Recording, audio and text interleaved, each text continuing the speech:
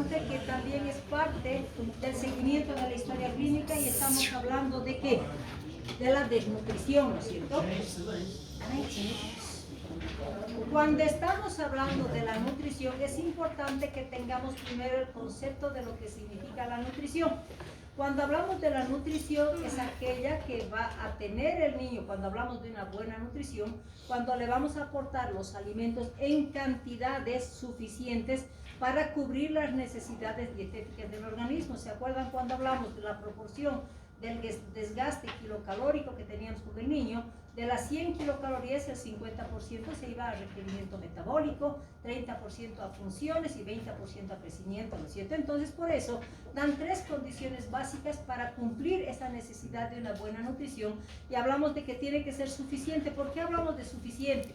Tiene que ser suficiente en cantidad para satisfacer las necesidades de ese niño y esas necesidades están traducidas en el valor kilocalórico, requerimiento básico para todo niño. Tiene que ser equilibrada. Los 3 alimentos que tienen que estar incorporados, ¿cuáles son? Proteínas, carbohidratos, vitaminas o verduras o frutas, ¿no es cierto? Que hablamos del 20%, hablamos de cuánto por ciento carbohidratos, 30% y vitaminas, frutas, verduras un 50%, ¿no es cierto? Y tiene que ser combinada, pues no todos los días le vamos a dar un solo alimento al niño, tenemos que darle un atractivo en la alimentación para que aprenda a reconocer todos los alimentos y todos los sabores, hemos dicho, ¿no es cierto? Y al mismo tiempo que decimos, si estamos hablando de una buena nutrición, los 2 estados patológicos que van a ser dependientes de esa nutrición va a ser aquel niño que no reciba muchas veces la suficiente kilocaloría por diferentes factores que lo va a llevar a la desnutrición, y el otro extremo va a ser que le vamos a dar exceso de alimentos que va a significar una sobrenutrición. Cuando hablamos de la desnutrición debemos recordar que existen diferentes tipos de desnutriciones. Cuando le vamos a dar un poco alimento inicialmente, ¿qué es lo que va a impactar? Va a impactar el peso del niño. Entonces, tenemos una etapa de la desnutrición que se la va a llamar desnutrición aguda. Cuando ese periodo se va a prolongar y vamos a tener manifestaciones clínicas ya de cronicidad, la vamos a llamar crónica, y finalmente vamos a hablar de la combinación de ambas, ¿no es cierto? Pero ¿a qué se debe esta desnutrición? De hecho, se considera que no es una enfermedad, porque para una enfermedad tenemos que tener una etiología específica. Lamentablemente la desnutrición no es algo específico, es el conjunto de deficiencia nutricional que va a tener ese niño, lo que nos va a llevar a un estado patológico con un compromiso multisistémico. Entonces, si estamos hablando de un estado patológico, va a depender, ¿no? Tal vez no le hemos dado la cantidad suficiente, tal vez no le hemos dado una alimentación balanceada, tal vez ha tenido deficiencia de un alimento específico. Todo eso conjunciona para establecer los diferentes tipos de desnutrición. Y al mismo tiempo decimos, ¿no? ¿Por qué generalmente ese niño va a tener un estado nutricional? Porque si no le estamos dando como primer requisito utilidad de un balance kilocalórico adecuado, vamos a decir, para que ese niño tenga buena condición nutricional, esto me va a llevar a ¿qué? A que todo su organismo va a estar afectado, ¿no es cierto? Y todo su organismo va a tener que adaptarse a esa poca alimentación y a ese aporte kilocalórico bajo. Entonces, si estamos hablando qué es lo que va a condicionar esa desnutrición, decimos primero, ¿será que no le hemos dado la cantidad suficiente de alimentos para que ese niño crezca bien? Entonces estamos hablando de deficiencia en el aporte nutricional.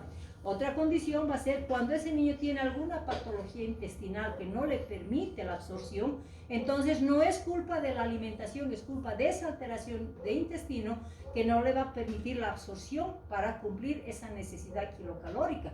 Y al mismo tiempo decimos, cuando ese niño tiene, por ejemplo, diarreas continuas, no le va a permitir tampoco utilizar porque las pérdidas van a ser mayores antes que el aprovechamiento que le vaya a dar a esos nutrientes. Al final, ¿qué es lo que consideramos? Independiente que sea por falta de comida, independiente que sea por falta de absorción, o sea condicionada porque hay alguna alteración básica en ese niño, el resultado de todo va a ser una desnutrición. Y la desnutrición, ¿qué nos dice? Que la desnutrición se empieza a establecer cuando ese niño no tiene la cantidad suficiente de kilocalorías para disponer, para garantizar ese buen crecimiento principalmente, y obviamente consecuencia va a ser el desarrollo. Entonces, si a ese niño le estamos dando poca comida o no lo ha utilizado bien, o podemos tener variación de alimentos que no satisfacen esa necesidad, ¿qué condiciona? Que ese organismo se tiene que adaptar. Y si le damos poco nivel kilocalórico, ¿qué va a hacer ese organismo con poca kilocaloría? Nuevamente recordar, 50% para metabolismo, 30% para funcionamiento y 20% para crecimiento. Si no le doy un buen aporte kilocalórico, ese niño no va a crecer. Muchas veces no va a lograr desarrollar todas sus funciones, se va a mantener solamente vivo. Entonces, ¿qué va a condicionar si no le estoy dando el aporte suficiente para que esos órganos crezcan, para que ese niño crezca? ¿Qué va a condicionar? Que ese organismo se va a empezar a atrofiar en los diferentes órganos, ¿no es cierto? Va a atrofiarse el cerebro, van a atrofiarse los diferentes órganos, va a atrofiarse el músculo, etc. Entonces, por eso hablamos de una afección de atrofia multisistémica y multiorgánica. Y al mismo tiempo, si estamos hablando de atrofia como base de descompensación del poco aporte kilocalórico, ¿qué va a determinar? Un cerebro que está más chiquitito no va a funcionar adecuadamente. Lo mismo hablamos de todos los órganos que han sufrido algún componente atrófico, por lo tanto, ¿qué va a condicionar? Que no van a funcionar adecuadamente. Y finalmente, se va a dar una descompensación total, ¿no es cierto? Lo que va a establecer la dilución. Por eso al niño se lo llama el niño hemodiluido. Entonces la consecuencia va a ser los tres factores importantes o los tres fenómenos. Primero se va a atrofiar, la atrofia me va a llevar a una hipofunción, después a la descompensación con una dilución generalizada. Y cuando estamos hablando, si eso pasó con la desnutrición porque no le dimos suficiente kilocalorías, ¿qué condiciona el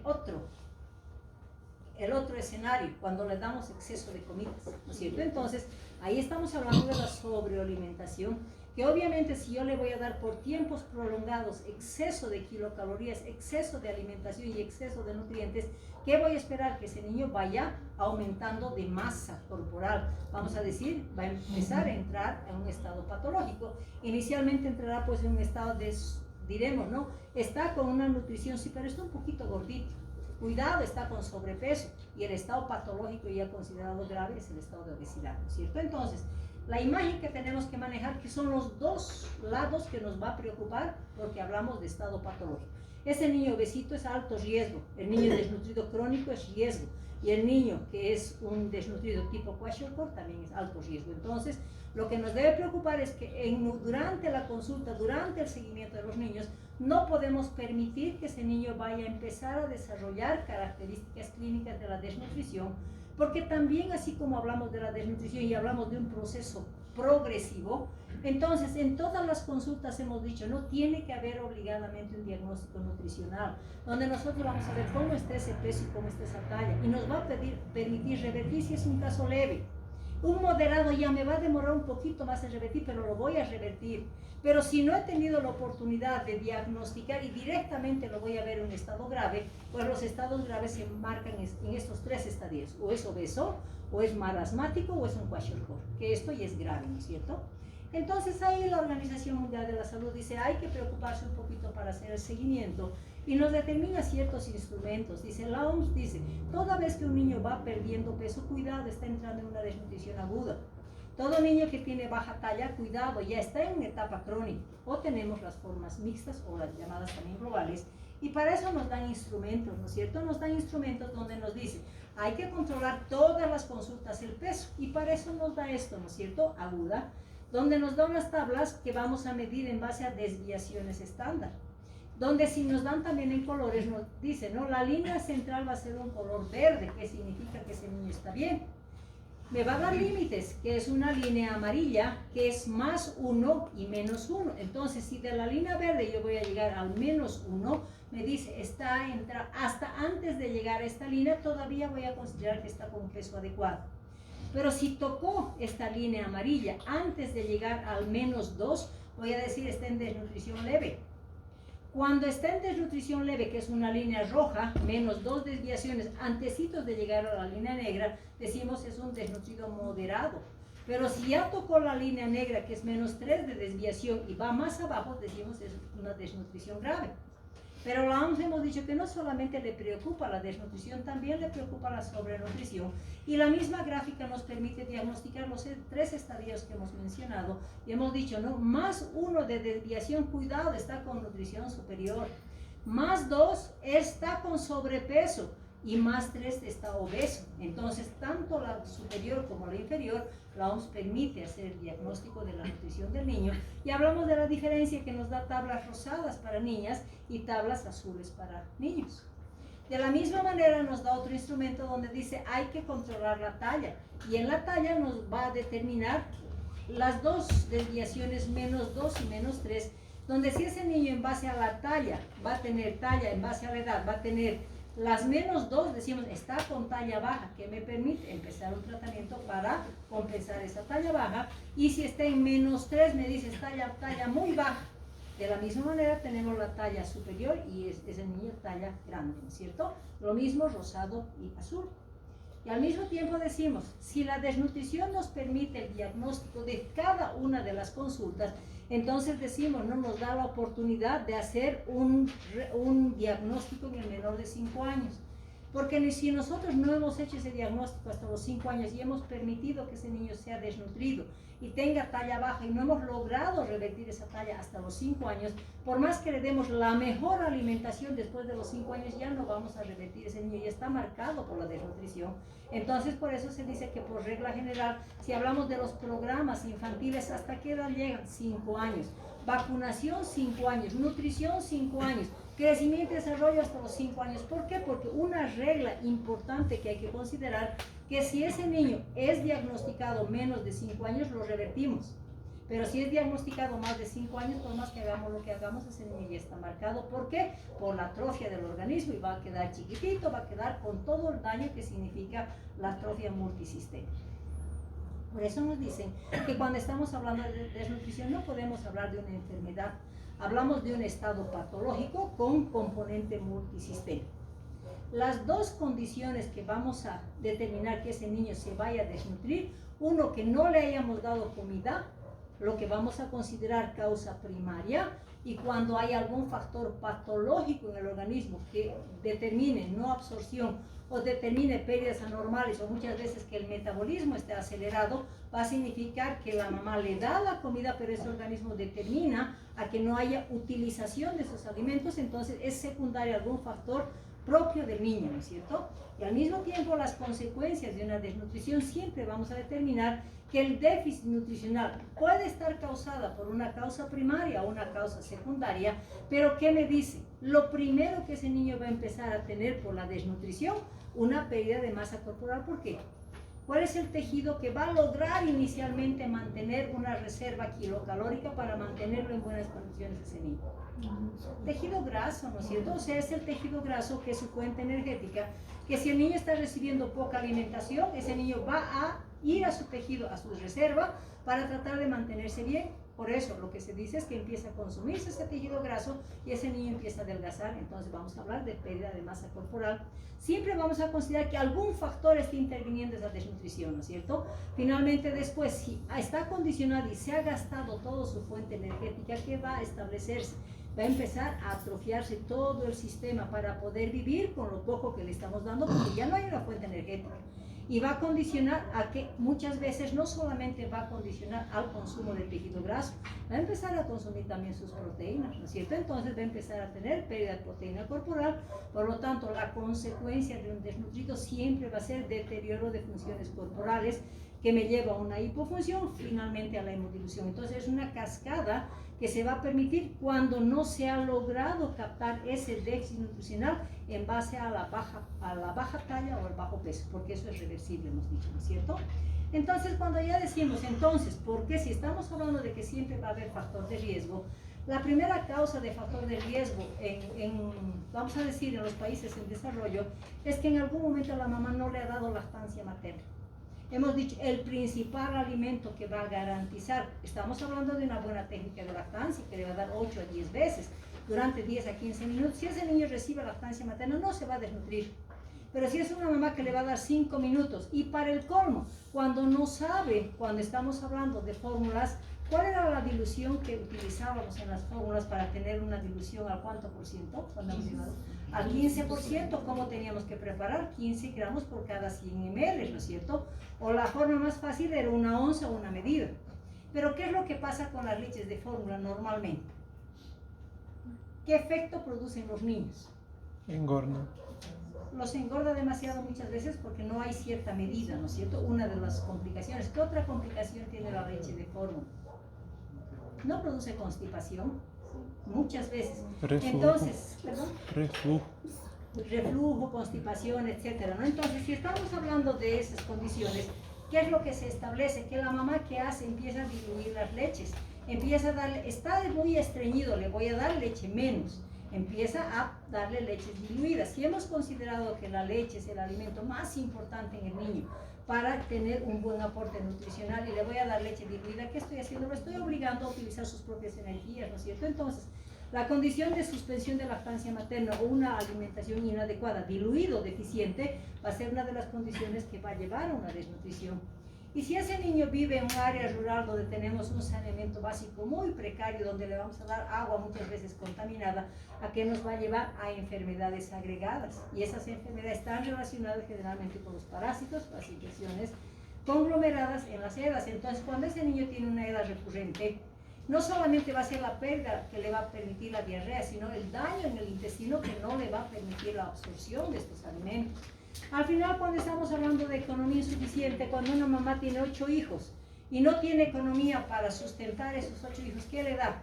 Té con pan porque no va a poder comprar leche, carne es muy cara, entonces le da ¿qué? Fideos, arroces, etcétera, ¿no es cierto? Entonces, esa mala alimentación va a condicionar a que el conjunto pues, de sus hijos tenga una condición menor, oportunidad, vamos a decir, para tener una buena nutrición. Entonces, esto es importante asociado a la educación de los padres y el saneamiento básico. Entonces, cuando hablamos de desnutrición, siempre cuando es un niño que está con bajo peso o baja talla, hay que hacer énfasis en la investigación de su alimentación. ¿Cómo se está alimentando? ¿Qué le está dando? Si me dice, le estoy dando leche nido, ¿y cómo la diluye? La pinta. Entonces tenemos que considerar esas cosas, ¿no es cierto? Y cuando estamos hablando ya de la desnutrición propiamente dicha, decimos, la clásica, o sea, ¿cómo vamos a reconocer al desnutrido? Vamos a reconocer en base al peso, ¿no es cierto? Si estamos hablando de la etiología, ¿cuáles son las dos causas principales? O es propia de la falta de alimento o es condiciones patológicas propias del niño. Esas son las dos causas etiológicas. Cuando hablamos de tiempo, de evolución, ya hemos dicho claramente aguda, crónica. Cuando hablamos de los grados, vamos a hablar de leve, moderada y grave. Y cuando hablamos de la clínica, ¿cuáles son los dos tipos de desnutrición grave que vamos a considerar que ya va a presentar manifestaciones clínicas? El marasmo y el kwashiorkor, ¿no es cierto?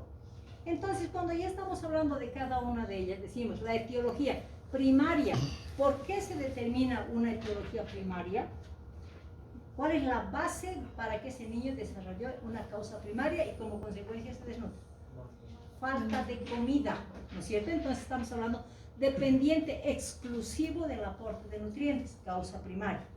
Cuando hablamos de causa secundaria, le están dando los alimentos a esos niños, pero su organismo algo tiene que no esté utilizando o no los esté absorbiendo. Entonces decimos, primero puede ser alteración en la absorción, puede ser por pérdidas anormales o aumento de gasto energético. ¿Y en qué patología está relacionada cuando tenemos aumento de metabolismo? Lo que significa que le dé alimento y no la sea suficiente porque su metabolismo es hipertiroidismo. El hipertiroidismo. Entonces tenemos ciertas patologías de base que ese niño puede tener que no es causa de la alimentación, es causa propia de ese organismo que está condicionando a la no utilización de los alimentos. Cuando estamos hablando ya de los grados, hay un autor que especifica, ¿no? ¿Cuánto tiene que pesar ese niño primero como peso ideal y la relación con su peso actual? Entonces nos permite hacer diagnóstico de un desnutrido leve, moderado y grave. Cuando hablamos del tiempo ya hemos dicho aguda, peso, edad, crónica, talla, edad y finalmente la clínica es el marasmo. ¿Será que los trastornos adaptativos solamente van a dar en las formas clínicas graves? En todo el proceso, desde que ese niño se está empezando a desnutrir, ese organismo ya empieza sus cambios, sus alteraciones para dar una consecuencia que si progresa de esa desnutrición va a tener una adaptación total de los sistemas. Y cuando hablamos de la adaptación de sistemas, ¿cuáles son los sistemas más importantes? Primero es el sistema digestivo, luego el sistema nervioso, luego tenemos el sistema inmunológico, el sistema hemático y el sistema muscular, ¿no es cierto? Pero debemos recordar, toda vez que un niño está con bajo peso, recuerden, se está adaptando ese organismo, se está transformando ese organismo porque empieza en diferentes grados condición de atrofia. Entonces siempre debemos recordar que la desnutrición establece siempre una respuesta adaptativa. Primero, consumo de sus propias energías y después la adaptación que va a ser en base a la atrofia y la hipofunción. ¿Qué trastornos vamos a tener en un niño? ¿Cuál es el sistema más importante que le permite utilizar los alimentos? Es el sistema digestivo, ¿verdad? Entonces sabemos que en el sistema digestivo, principalmente en el duodeno, donde se van a producir las enzimas digestivas, van a ser las responsables de que eso haga que se absorban esos alimentos y sean utilizados, ¿no es cierto? Entonces, ¿qué es lo que se hace a nivel del sistema digestivo? Entró el componente atrofia. ¿Y qué es lo que se va a atrofiar? Primero va a anular la barrera natural del sistema digestivo. ¿Cuál es la primera barrera natural del sistema digestivo?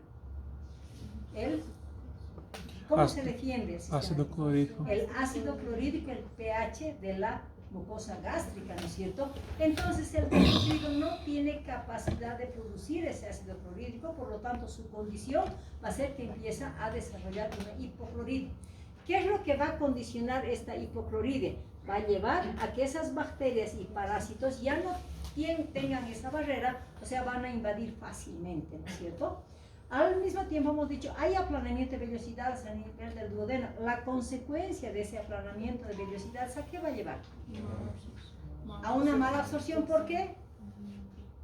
Por deficiencia enzimática, ¿no es cierto? Entonces, si no tengo enzimas digestivas y tengo aplanamiento de vellosidades, esos alimentos que lo poco que le estoy dando no se van a absorber, ¿no es cierto? Y como consecuencia nos va a llevar a una mayor intensidad en la desnutrición, ¿no es cierto? Y al mismo tiempo hemos dicho que hay trastornos en la absorción. Si hay aplanamiento, hay deficiencia enzimática. Se da el trastorno de absorción, finalmente lo que va a permitir, porque se alteró la barrera de defensa, va a permitir el sobrecrecimiento bacteriano y parasitario, y esto va a condicionar a diarreas frecuentes y a no absorción de los nutrientes, ¿no es cierto? Y como también hay estancamiento de estos agentes infecciosos, también acompaña la hipomotilidad gastrointestinal, es otro factor que va a permitir para que ese niño tenga diarreas recurrentes y no solamente sea el interventor la alimentación, sino también las pérdidas anormales. Entonces ahí estamos hablando de conjunción ya de ciertos factores. Entonces, si le doy poca comida, hay alteración del sistema digestivo, no se absorbe ese sistema digestivo, que va a condicionar, ahí funcionan los dos aspectos, ¿no es cierto? O sea, hay deficiencia de alimentación, su sistema no se está absorbiendo, por lo tanto se potencializa el riesgo de desarrollar la desnutrición en ese niño. Cuando hablamos del sistema inmunológico, decimos, no todo organismo tiene barreras naturales de defensa.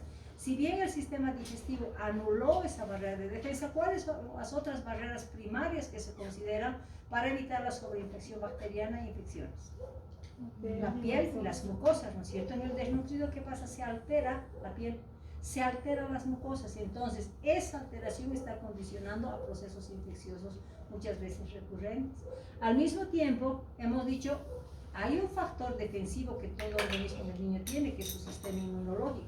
¿Qué pasa con la atrofia? Empieza a atrofiar todos los órganos que van a ser responsables de producción inmunológica.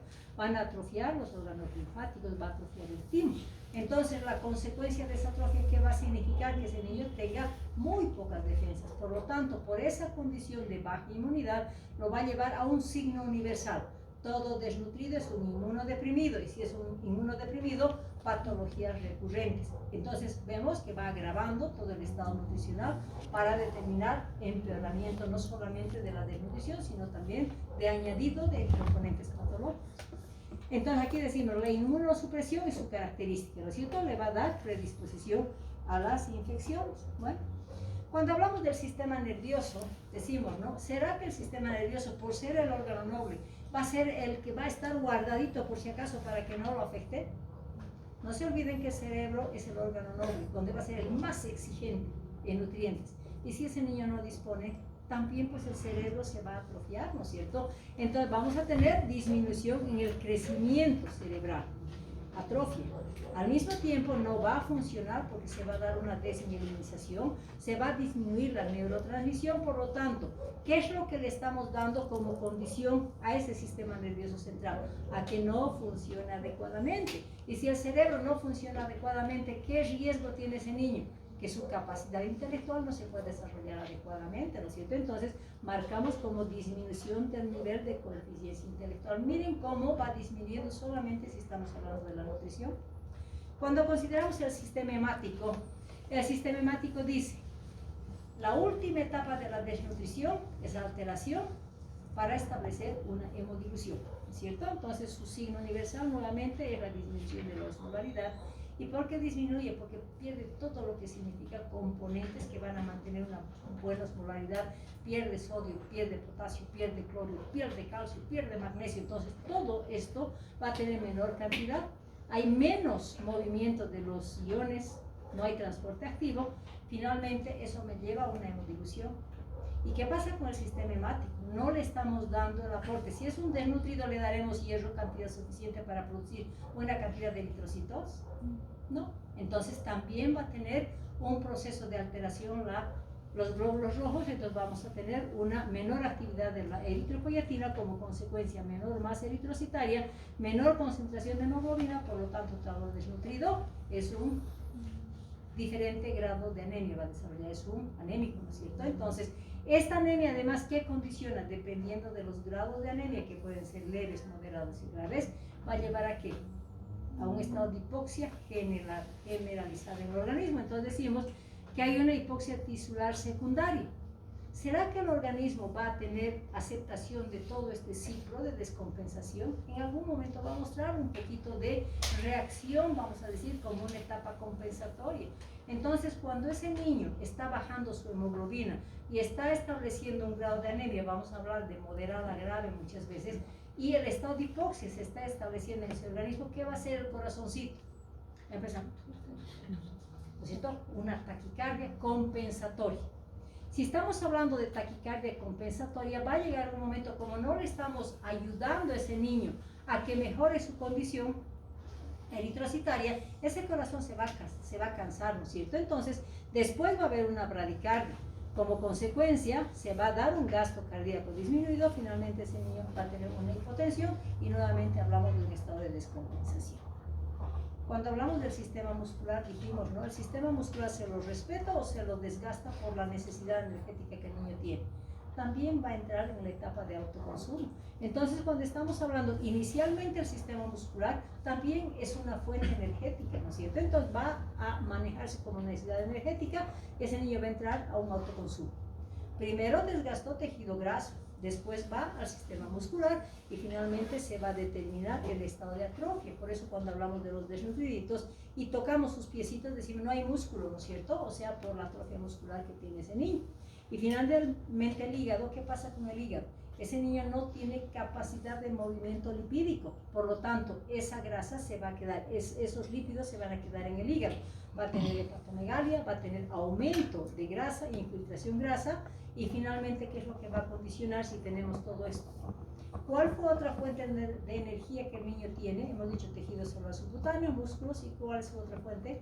El glucógeno hepático. Entonces, también se lo va a consumir rápidamente ese glucógeno hepático. Entonces, con la tejido celular subcutáneo, muscular y glucógeno hepático, cero energías. Entonces, el niño entra en un estado de descompensación general. Gómez dice, pero hay que tomar un diagnóstico cuando esté entrando en una desnutrición leve, ¿no es cierto? Y para eso nos da las diferentes fórmulas y hablamos de la fórmula por grados. Entonces, todo niño que está a partir de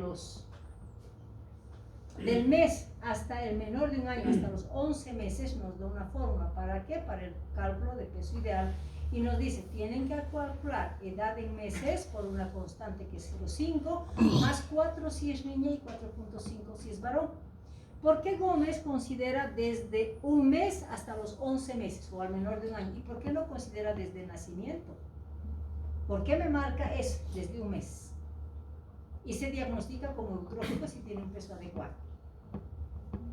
Porque el neonatito no entra en cálculo de fórmulas, entra en ganancia de peso en base a días y en base a gramos.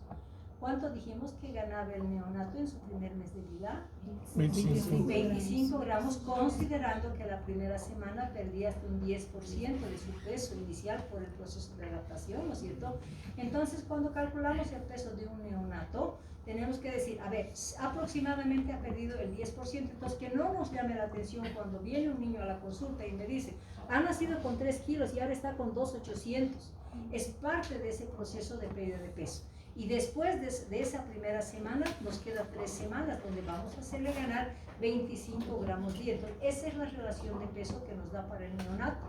Pero cuando ese niño ya ha tenido un mes de edad, entonces ya consideramos, ¿no es cierto? Gómez y me dice, hay que utilizar la fórmula del menor de un año.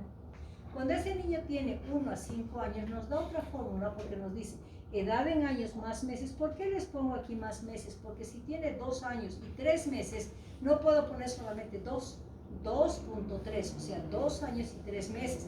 Si tiene 4 años, 7 meses, 4.7. Por eso se maneja edad en años más meses.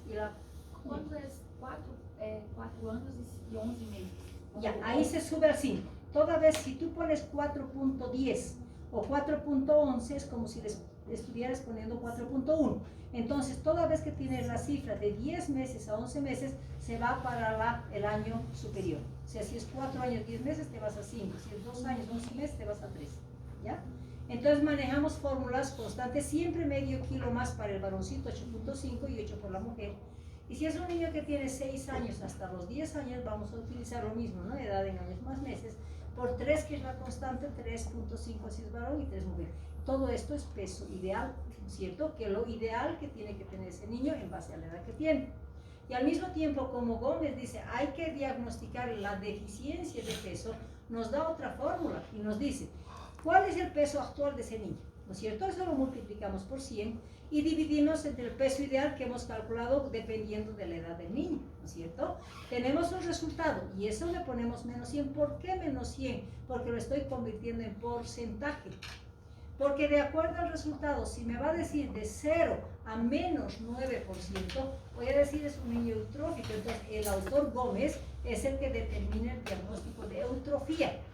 La Organización Mundial de la Salud no le interesa la eutrofía, garantiza peso, edad o peso, talla, ¿no es cierto? Manejamos eso, entonces habla de integralidad la OMS. En cambio, Gómez solamente diagnostica la desnutrición aguda en base a la edad y el peso actual que tiene ese niño. Cuando tenemos una deficiencia de menos 10 a menos 24, decimos, es un desnutrido de primer grado. Si tenemos de 25 a 39, es un desnutrido de segundo grado. Y si tenemos 40 o más por ciento, es un desnutrido grave. Recién cuando estamos considerando un desnutrido de tercer grado, más del 40%, ahí entra la clasificación clínica de un marasmo. ¿Sí? En cambio, un kwashiorkor no le interesa la pérdida de peso, porque la deficiencia del kwashiorkor es la deficiencia de proteína y no es pérdida de peso que nos interesa con el kwashiorkor, sino más bien es el edema que va a presentar, que le puede relacionar con un peso adecuado. Entonces, si vemos cómo vamos a clasificar la desnutrición, decimos, ¿no? Es regla número 1 para el médico que atiende pediatría, hacer el diagnóstico nutricional en cada consulta. Para el diagnóstico de eutrofía, desnutrición leve, moderada y grave, primera condición, o utilizar las tablas de la OMS para decir si es desnutrido agudo, si es desnutrido grave o es un desnutrido global, ¿no es cierto? Manejamos ese término.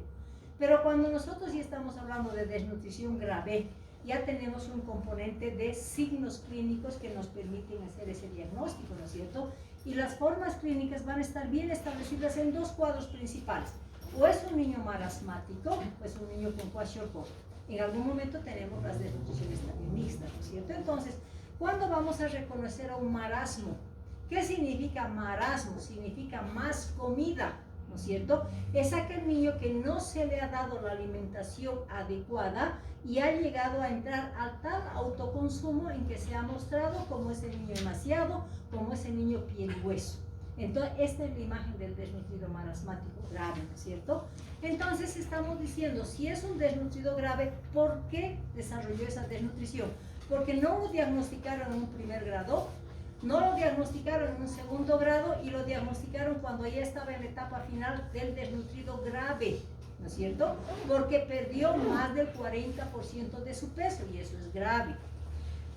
Si estamos hablando de falta de comida, la base va a ser falta de aporte calórico primero y secundariamente va a ser deficiencia de proteína, ¿no es cierto? Y cuando estamos considerando, ¿ya qué niño será que les da el marasmo?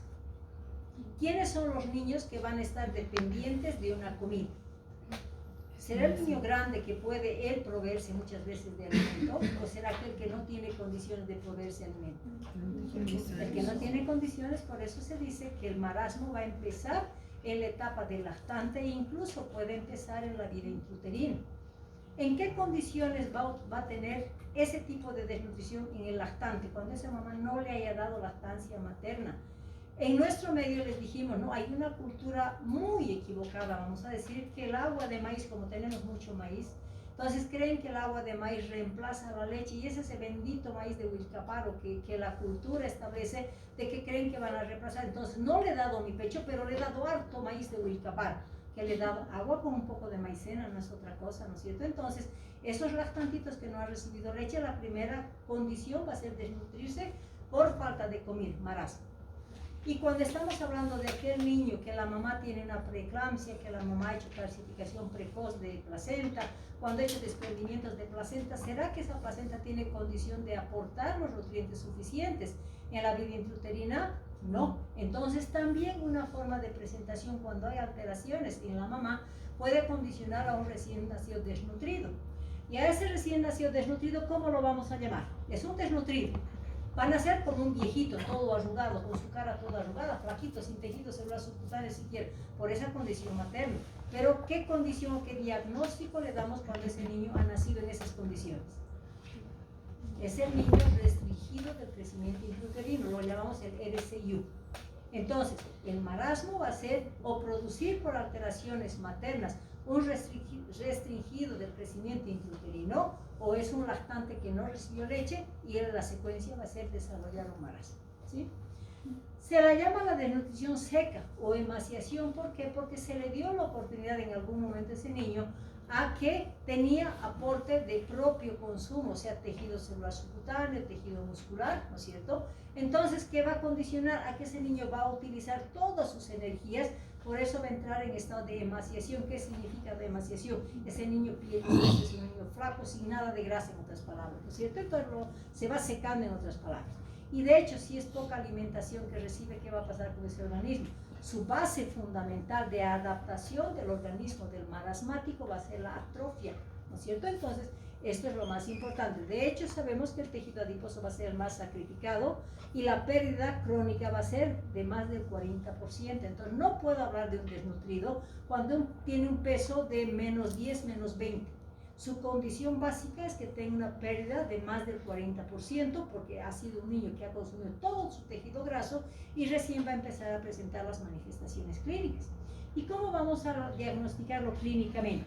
La evaluación del marasmático es un sentido cefalocaudal, porque va a empezar a consumir su tejido graso desde la cabecita hasta los pies.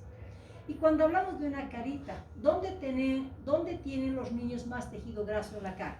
En los párpados, en la región malar, ¿no es cierto? Entonces, ¿qué es lo que va a pasar con ese niño? Como entra en proceso de autoconsumo, va a consumir su tejido graso de sus ojitos, va a tener ojos hundidos. Va a tener todo el consumo de la región malar, la mejilla va a ser totalmente plana, pero fíjense acá, tiene pliegues, ¿no es cierto? Y al mismo tiempo, la piel en estos niños no se encoge, la piel les sobra. Por lo tanto, por eso tiene los pliegues como si fuera una carita de viejo. Al mismo tiempo vamos a tener pliegues submaxilares. Entonces, por esa condición de atrofia general y con la visualización de esa carita llena de arrugas, se le da el signo patognomónico de cara de viejo o facies volteriana. Y al mismo tiempo vamos a ver la pielcita, ¿no es cierto? Es una piel totalmente seca, sin vitalidad, piel arrugada, vamos a decir. Entonces condiciona a esa piel arrugada, seca y color grisáceo, ¿no es cierto? Como hemos dicho que eso va a pasar en la carita, vamos al tórax, ¿no es cierto? Y en tórax, ¿qué se va a ver? Se va a consumir todo el tejido graso. ¿Y qué vamos a visualizar claramente? Las costillas, la parrilla costal va a ser muy prominente, ¿no es cierto? Hemos dicho que estos niños tienen cierto grado de anemia, ¿no es cierto? ¿Y dónde evaluamos la anemia? Que si bien podemos evaluar las palmas de las manos, pero principalmente, ¿qué hacemos para decir, este niño está con anemia? Conjuntivas rosadas y mucosa rosada, ¿no es cierto? Entonces, en estos niños parece que no tuviera ninguna descompensación, porque hemos dicho, no, la barrera natural de las mucosas se va a alterar. va a producir lesiones eritematosas en la boca, se va a dar el proceso inflamatorio en la mucosa oral y que va a condicionar, vamos a tener labios rojitos, una mucosa rojita, que parece que no tuviera esa descompensación de anemia que estamos buscando, ¿no es cierto? Por esa alteración que tenemos aquí, mucosas eritematosas, ¿no es cierto? Vemos la parrilla costal preeminente. Luego seguimos el examen, nos vamos a abdomen, ¿no es cierto?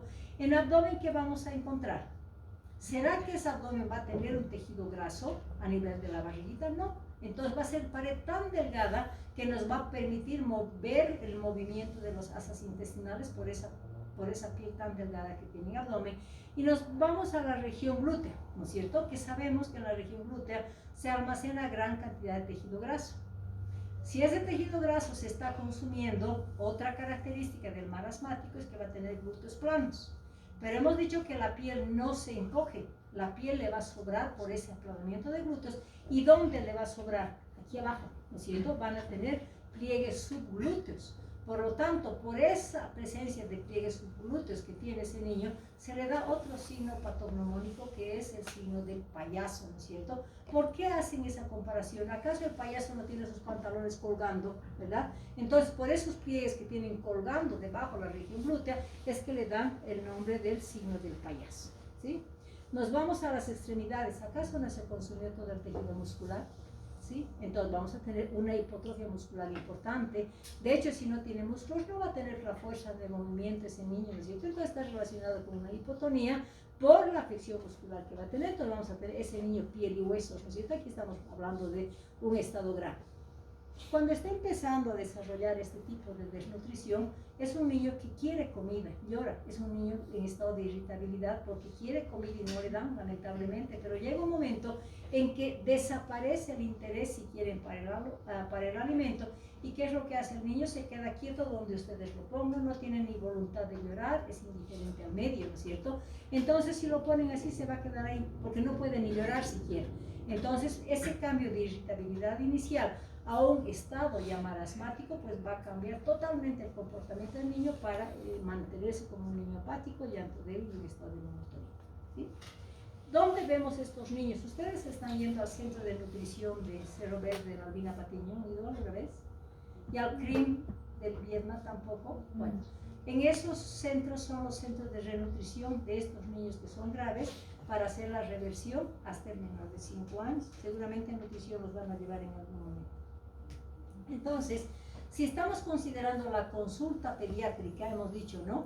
El diagnóstico obligatorio es diagnóstico nutricional. El grado 1, grado 2, el leve, o muchas veces la talla baja, donde no hay impacto clínico, donde se revierte, donde se mejora. En los hospitales de segundo nivel, en los centros de renutrición, pero es ambulatorio. Pero si tengo un marasmático, ¿creen que en un hospital lo voy a tener? No, porque para eso se establecen los centros de renutrición que solamente va a aceptar desnutridos graves. Entonces, estos desnutridos no pueden manejarse ni en su domicilio, ni siquiera en un hospital, tienen que ir a los centros de renutrición del tercer nivel. ¿Por qué? Porque si ha llegado a ese estado grave, ¿será que ha recibido, aunque sea 50 kilocalorías en su alimentación? Muchas veces no ha recibido ni eso, porque ha entrado a ese estado grave, ¿no es cierto? Entonces, en los centros de renutrición tiene que ir haciendo que ese organismo vaya aceptando primero la alimentación, y se dice que van a empezar con 50 kilocalorías nada más. Pero como ese intestino está totalmente dañado y ese niño no tiene condiciones de aceptar esa alimentación, entonces se dice que hay que darle una dieta fraccionada. Le dan cada 2 horas un poquito, por eso empiezan con un bajo nivel kilocalórico de 50 kilocalorías. Una vez que han logrado que ese niño vaya aceptando ya la alimentación, van a ir aumentando gradativamente, será cada 15 días generalmente, van a aumentar a 100 kilocalorías porque ese sistema digestivo ya ha logrado aceptar algo de alimentación. Posteriormente, cuando ya han logrado que ese niño acepte bien la alimentación, necesitan aportar en cantidades mayores, ¿no es cierto? Porque necesitan engordar o necesitan revertir. Entonces, si 15 días recibió 15 o 50 kilopesos, después ya aceptó 100, que era el requerimiento basal, empiezan a sobrecargarlo, ¿no es cierto? Entonces hablamos de aporte de 150 kilocalorías, para después, una vez que ya está empezando a engordar, voy a ir al repunte de 200 kilocalorías. ¿Cuánto tiempo? 2 meses, 3 meses, dependiendo de la aceptación de ese niño. Por eso se dice que la renutrición mínimo va a demorar entre 2 a 3 meses. Una vez que se ha logrado revertir ese estado de desnutrición, no lo vamos a mantener con 200 kilocalorías. Hay que, si lo hemos estimulado para un engorde y una reversión de la desnutrición, vamos a ir bajando de la misma manera gradativamente hasta que logremos mantenerlo con 100 kilocalorías, que es el requerimiento basal que tiene que tener ese niño para después dar condición de alta.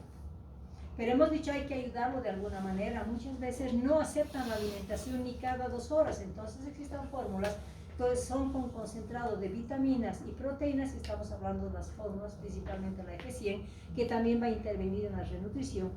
Pero ese niño está con deficiencia inmunológica, entonces tengo que darle algo para que mejore esa inmunidad. ¿Y cuál es la vitamina que va a estimular la inmunidad? Y hemos llevado eso. Vitamina A. La vitamina A, entonces le voy a la vitamina C. Pero la función de la vitamina A es importante, entonces empezamos a darle a ese niño, nuevamente recordando que la vitamina A es liposoluble, no lo puedo recargar con mucha cantidad porque lo puedo intoxicar, entonces hablamos de dosis adecuadas. La vitamina C tiene 2 funciones, que si bien también es un inmunomodulador, o sea, estimula defensas, pero ¿qué otra función tiene? Antioxidante. La Antioxidante tiene. Es un antioxidante y al mismo tiempo ayuda a la regeneración de tejido junto con la vitamina A, ¿cierto? La vitamina D, esa piel hemos dicho que ha perdido toda su vitalidad. ¿Dónde se producía normalmente la vitamina D? En la piel con el sol, pero si ese niño tiene una pérdida de vitalidad en la piel, esa piel no va a tener condiciones de vitamina D. Entonces va a aportarse la vitamina D, ¿para qué? Para que mejore su sistema óseo, ¿no es cierto? Y finalmente ese niño tenía anemia. Entonces voy a corregir con el hierro. El cobre y el zinc son minerales que tienen múltiples funciones, ¿no es cierto? Es inmunomodulador, es estimulante del apetito, es regenerador de tejido. Entonces esas 3 condiciones me ayudan a la reversión del estado de desnutrición. Hablamos de las fórmulas. Cuando hablamos de alimentación complementaria dijimos, ¿no? Si su condición de este desnutrido grave es aplanamiento de vellosidades y una deficiencia enzimática, ¿será que le puedo dar la leche adecuada? No, porque por el aplanamiento de vellosidades ese niño con seguridad está con deficiencia de producción de lactasa. Entonces tengo que empezar con leche sin lactosa. Y mismo la leche sin lactosa no lo puedo sobrecargar con la alimentación láctea.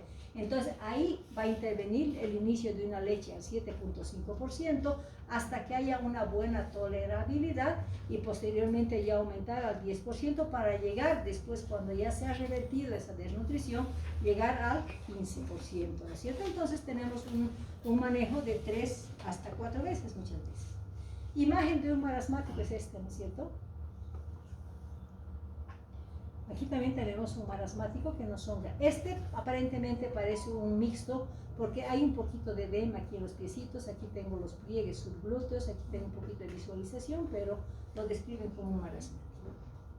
El otro extremo del desnutrido es aquel niño gordito que muchas veces nos da problema en la consulta. ¿Por qué? Porque las mamás no es que no le dan comida. ¿Qué pasa con esos niños? ¿Es por falta de alimentación en kwashiorkor o falta de calidad en la alimentación?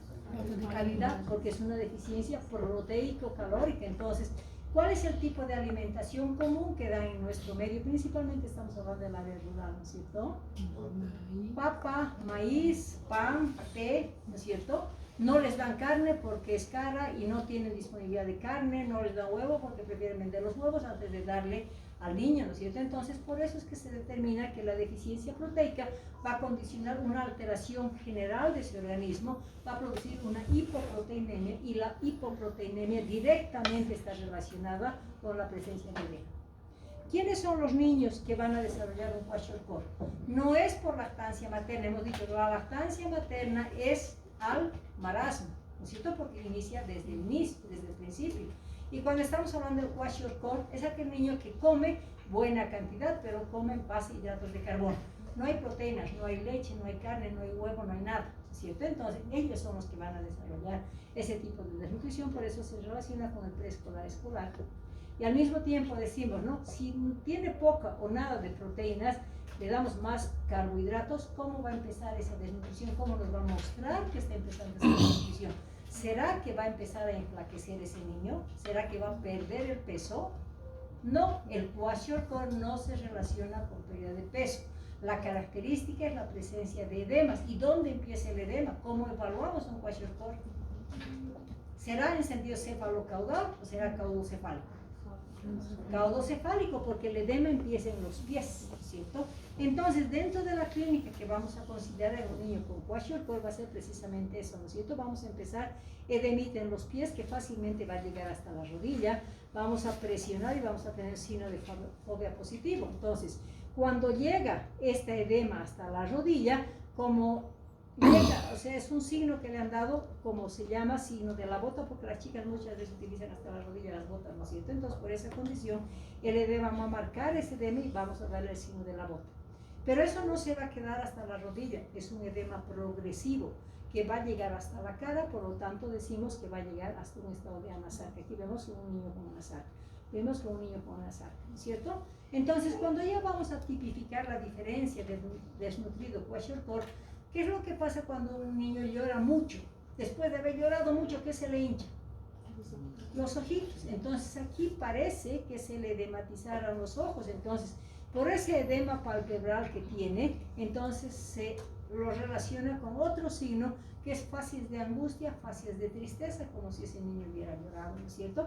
Tenemos un edema generalizado y de hecho, como esa piel se está distendiendo, en algún momento esa piel tiene que defenderse. Entonces, este signo del marasmo, del kwashiorkor, se caracteriza porque hay unas zonas de la piel que van a estirarse, van a dar zonas de hipopigmentación. Otras zonas que van a producir alteraciones melanóticas. Entonces, hablamos de hipermelanosis, hablamos de hiperkeratosis. Por esas características de zonas hiperpigmentadas y zonas de hipopigmentación es que se le da el clásico nombre de signo del niño manchado, ¿no es cierto? Aquí hablamos de escamativas, melanosis, hiperkeratosis. Bueno, nos vamos a la carita y es lo que nos da el problema en la consulta. Cuando nosotros vamos a ver a un niño, vemos el peso está normal, muchas veces no tiene alteración de peso. Vamos a buscar el edema en el piecito, vamos a tener un signo de fobia positiva, está empezando un edema.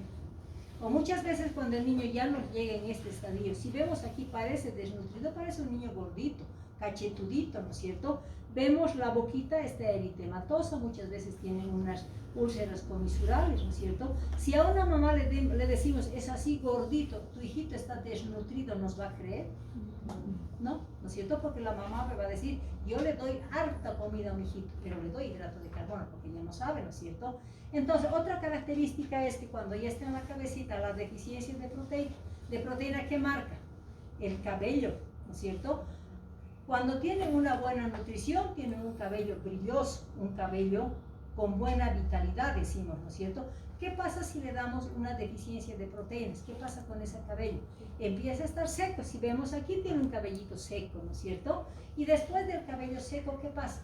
Muchas veces no se va a caer, no se va a secar, pero va a empezar a perder la pigmentación y vamos a tener cabellitos con decoloración, ¿no es cierto? Y aquí ponemos un ejemplo, ¿no es cierto? Está choquito, ¿no es cierto? Y aquí parece teñido, ¿no parece? Este es un kwashiorkor típico.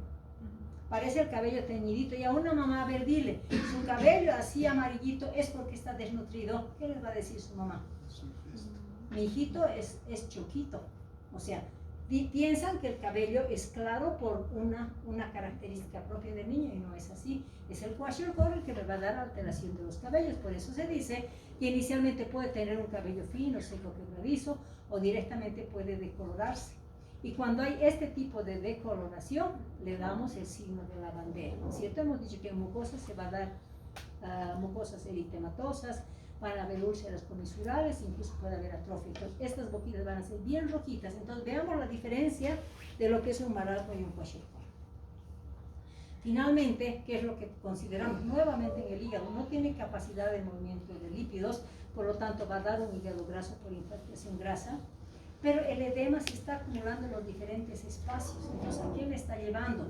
A una descompensación. Ese niño va a estar taquicárdico, después va a ser bradicárdico, va a tener una hipotensión, ¿no es cierto? Entonces, la hipotensión y bradicardia ya es un estado de gravedad, vamos a decir, un niño con kwashiorkor. Finalmente, en los ositos también se va a alterar, va a dar una osteoporosis, pero su principal signo es la hipoproteinemia. Y si hay hipoproteinemia, está marcado también con una anemia carencial y tipo hipocrómica. Por lo tanto, nuevamente estamos hablando de que este niño va a desarrollar diferentes grados de anemia. ¿Qué hacemos? ¿Será que el cerebro no está sufriendo aquí?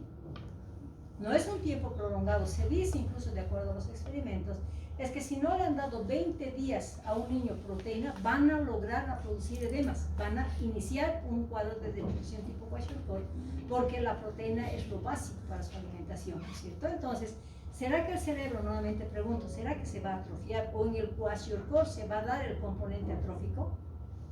No, en el kwashiorkor no hay atrofia, hay signo de edema. Y así como el sistema nervioso central no se está atrofiando, pero por la deficiencia en los nutrientes va a condicionar una alteración en su funcionamiento. Entonces estamos hablando de que va a alterarse el árbol dendrítico, va a disminuir la conducción, por lo tanto nuevamente el resultado de un kwashiorkor es la deficiencia o la disminución en la posibilidad de una buena capacidad intelectual. ¿Qué hacemos? Lo mismo, ¿no es cierto? Entonces vamos a tratarlo en un tercer nivel. Pero aquí yo no estoy hablando de darle todo lo que hemos dicho, ¿no es cierto? ¿Cuál es el paso más importante para un niño que está con una desnutrición kwashiorkor? ¿Qué tengo que reponer? Proteína. Proteínas. Muy bien, aquí me dicen, solamente hay que reponer 4 gramos de kilo por kilo de peso. ¿Y por qué no le voy a dar 10, 15? No es mejor porque es un hipoproteinémico. Se daña el riñón. Hay daño en los órganos, hay daño hepático y al mismo tiempo, ¿qué hemos dicho? Que para metabolizar la proteína, ¿cuántas kilocalorías necesito? Dijimos, ¿no es cierto? Por eso es que la alimentación solamente tiene 20% de proteínas, porque para metabolizar las proteínas necesito exceso de aporte calórico. Por gramo de proteína necesito 24 kilocalorías. Entonces, ¿cómo le voy a dar exceso de proteína si lo voy a llevar a ese niño al autoconsumo? ¿No es cierto? Entonces, por eso se dice que hay que dar de a poquito para que ese organismo se vaya adaptando.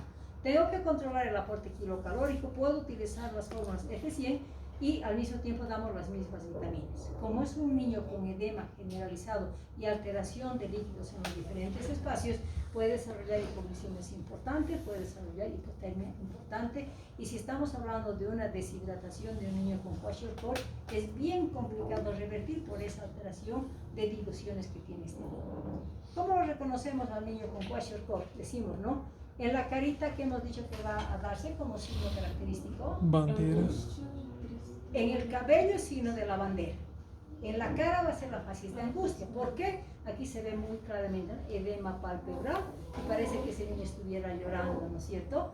Edema generalizado. Y hemos dicho en la piel hay zonas de hipopigmentación, hiperkeratosis, hipermelanosis, lo que da el signo del niño manchado. Fíjense esta pielcita cómo está.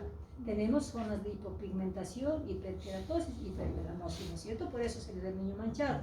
Otra característica es la anemia. Vemos la palidez en las plantas y si vemos los manitos también seguramente va a tener, porque es una anemia importante. Entonces, y el edema es su característica, ¿no es cierto? Y la forma más grave es la nasarca, manteniendo las características de la piel, pero ahí hemos dicho, ¿no? El cabello se seca, se vuelve quebradizo y se cae, o se decolora, las dos opciones.